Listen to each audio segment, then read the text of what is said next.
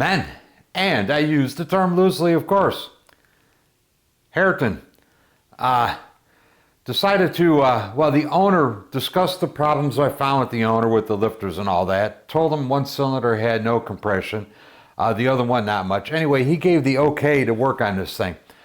So we're going to pull the top end off. We're going to take a look at the valves.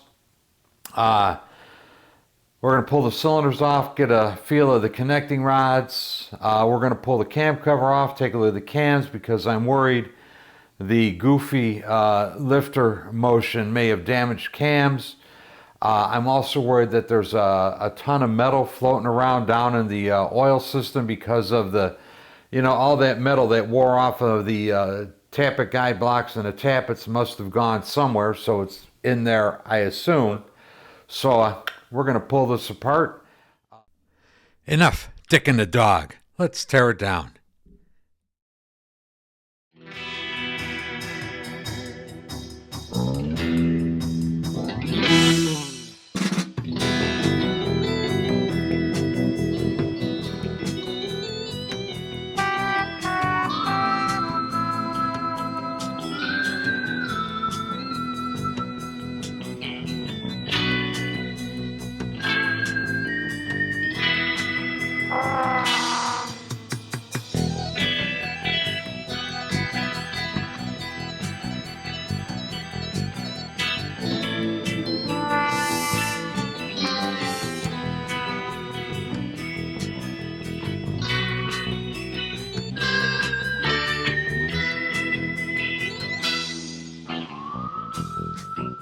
Okay, here's kind of the preliminary damage assessment on the Harton.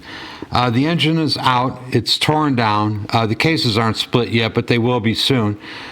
Severe scoring on the lifters, both sides. At least 10 thousandths of an inch of metal is probably gone off of this. So one is no good.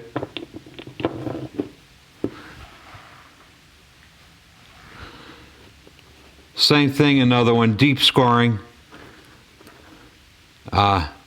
Really deep scoring on this side. So you got two that are no good. Okay, here's another one. Same thing, deep scoring. This is no good. Okay, and here is yet another one. Not quite as bad on the sides, but on this one, the roller is starting to come apart, and not surprisingly, the cam has a bunch of metal worn off of it. So the cam is no good. And you've heard me bitch about these cam shims. Here's one that's on the verge of coming completely apart. Well, it is completely apart. It was just a matter of time until this one, got ripped into little shards and got run through the motor along with all the other junk running through the motor. Oil pump body. This is the scavenge side, and whatever metal was being made would go through the scavenge side first on its way back to the tank. And I expect to see scoring on the bores for the gears, but actually this looks pretty good. I really don't feel anything. I don't see anything. So the scavenge side is good.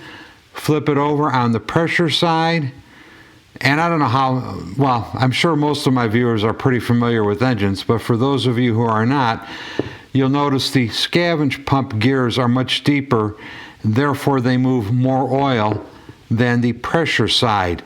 And commonly in engines, the scavenge side is always bigger than the pressure side, and it has to be because all the oil that the pressure side pumps in, the scavenge side has to pump out, so the scavenge side always has to be bigger than the pressure side. Always has to have more capacity, I guess would be the more proper way to say it. But anyway, oil pump is good. It looks like he'll be able to reuse this again. Valves. The heads are off and apart.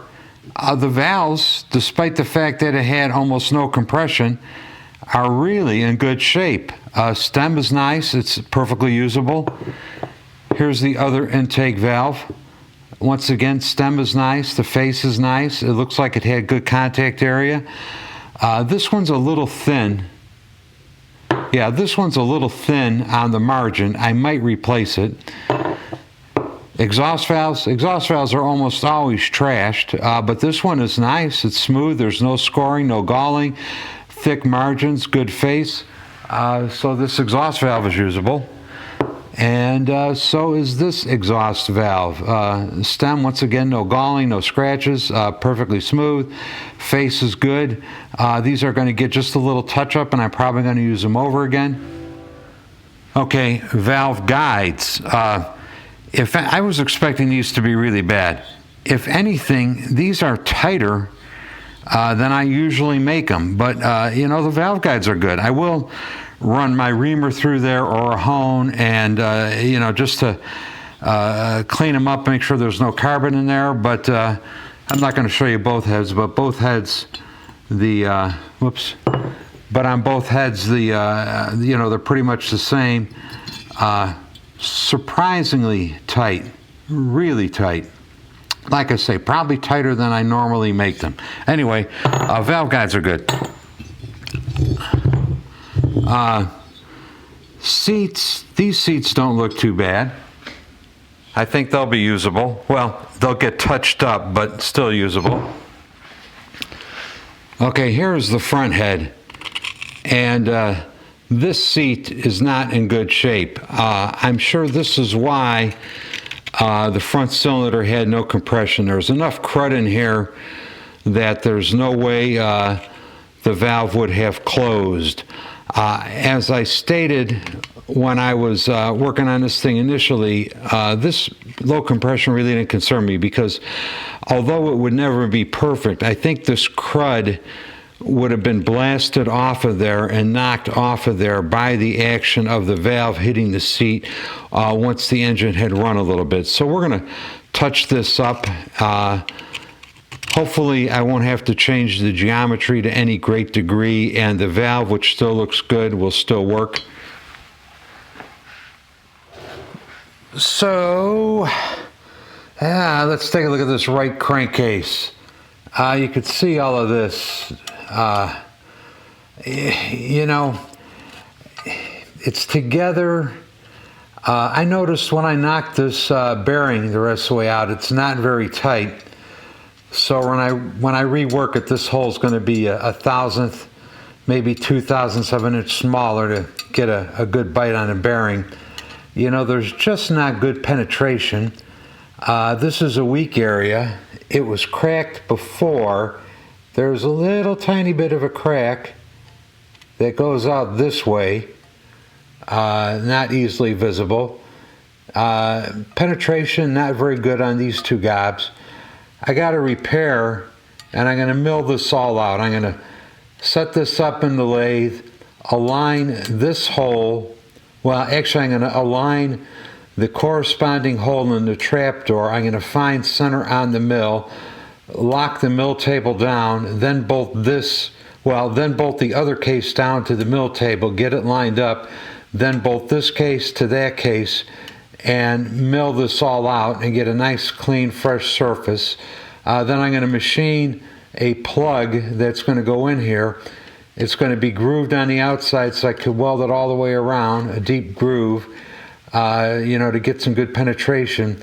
It's going to come all the way up to this edge and just about all the way up to this edge so I could weld it on both sides. It's going to be as tall as this is tall, so it's going to come right up to about here, and then I'll be able to, I think I'm going to probably grind this all out. I don't know, and weld it from inside here maybe. I don't know. I'm not quite sure how I'm going to handle this mess. Maybe weld it from the outside in. I don't know, but this is going to be a problem. And this side, crack over here, little crack over here, kind of a big crack over here, kind of wise out in this direction, crack over here. I think this has been welded. The outside looks like it's been worked over a little bit.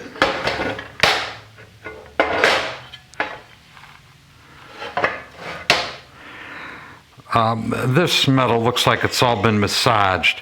So I think some of these cracks have been welded from the outside. You know, here's a cutoff wheel, took a gouge out of it over here. Some of these, you know, I don't know. There's a crack that goes clear through back under here. That's going to be, I'm going to say that's going to be impossible for me to get a torch in to do that. But this looks like it might have been welded from the other side. So I might just leave that be. I don't know yet. Haven't figured out for sure.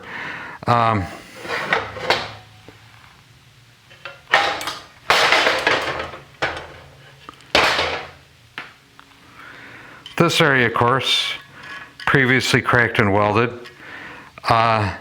This is where that number 10 screw goes in, and it's already been drilled out to a 1/4 inch. I usually just build this all up across here and, you know, re-drill it, tap it, put a Healy coil in it, because this little chunk here, this is not doing anything to speak of.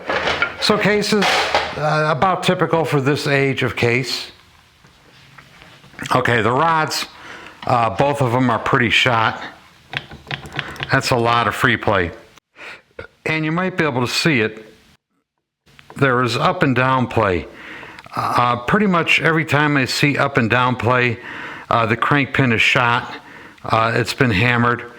So, you know, a male rod definitely no good. Female rod, I don't feel any up and down, but it's loose as a goose. Pistons. You should be able to see this rocking on the piston pin bush. Obviously that's no good. Same thing on this one, rocking on the bush. The bushings are shot. You know, the skirts are not horrible. Well, I mean, they're bad enough, but you know, you won't want to use them over again.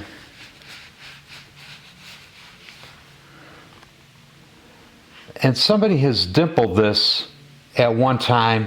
I think, you know, you raise a little welt on there and it takes up some of the free play and holds oil. Not altogether bad. The rings are a little bit, if there's such a thing as a little bit stuck, but they're a little bit stuck. The front one had like zero compression. Part of it was the rust on that valve seat, I think. But the other part of it is, I mean, these are just scuffed up enough that he's going to get new pistons in a bore job. This top ring is stuck. It does not want to rotate, so that is part of his problem too. The rear ones are not stuck, but you know, just enough damage that you know, you'd be stupid to put it together like that. I have the Harton's Flywheels in my truing stand right now, and this is just a kind of a comparison video. Remember the Secret That Lies Within series, where I had a set of flywheels that was supposedly never run and rebuilt by another well-known shop with a YouTube presence, and the runout was 20 thousandths of an inch. This set has been rode very hard and put away very wet. This poor old dog has been beaten to death. Look at the runout on these.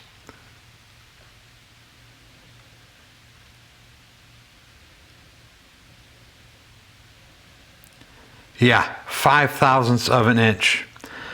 So this old dirty dog has less runout after being flogged mercilessly for God only knows how long than the set assembled by the other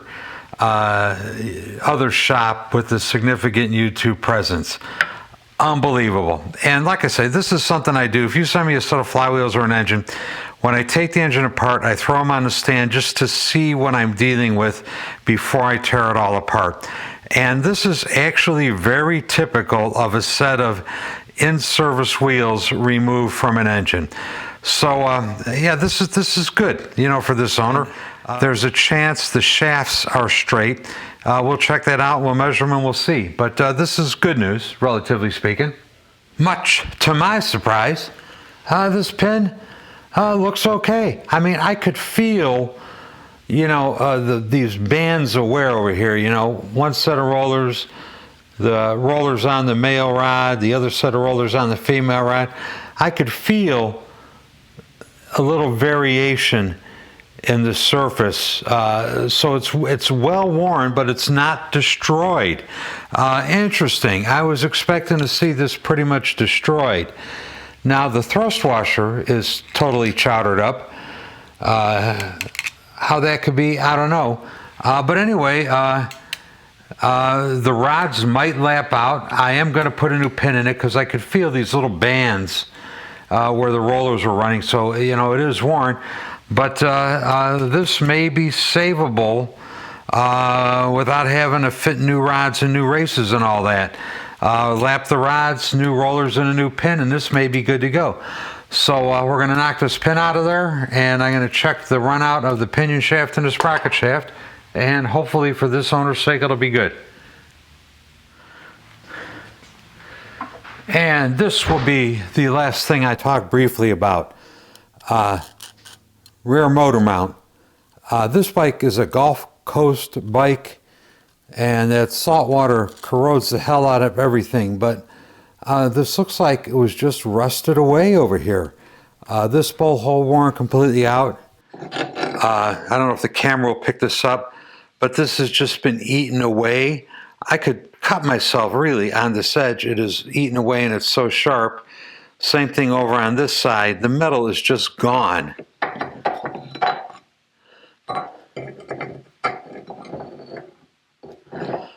Same thing on this side. It's eaten it away. It's like a flint knife.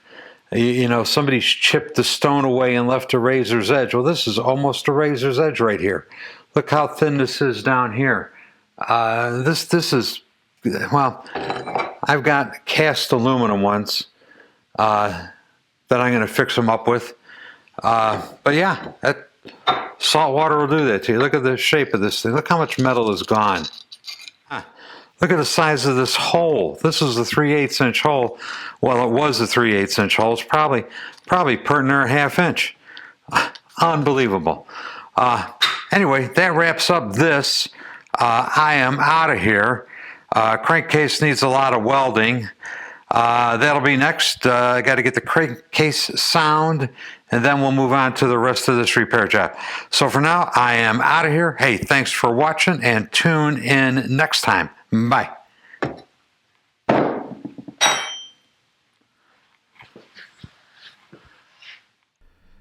Just a quick reminder. You can help support and grow this channel, first of all, and most importantly, by hitting that subscribe button. So if you haven't subscribed already, go ahead and hit the subscribe button. If you'd like to do a little more, join me on Patreon. Links down below. So go ahead and join me on Patreon if you feel so inclined. And finally, coffee cups, stickers, and gas tank covers are available. This is a new design coffee cup. I like the old ones, but I like these new ones even better. Links will be provided in the description down below. Get yourself some. And thank you all ever so much for watching these videos. I really appreciate it. Bye.